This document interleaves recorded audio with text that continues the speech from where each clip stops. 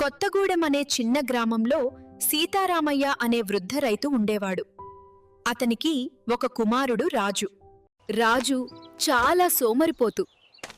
పని చేయకుండా స్నేహితో తిరిగేవాడు.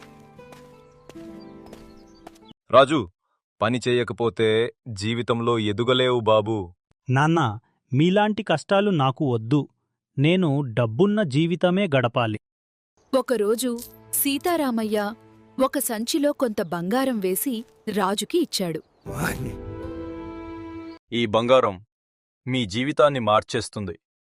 కాని 1 సంవత్సరం తర్వాత దాన్ని నాకు తిరిగి ఇవ్వాలి. రాజు ఆనందపడ్డాడు.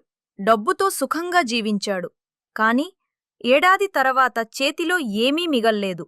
అప్పుడు తండ్రి అడిగాడు, మీ దగ్గర బంగారం ఎక్కడుంది? ఖర్చయిపోయింది నాన్నా. ఇప్పుడు మీ చేతుల్తో సంపాదించు.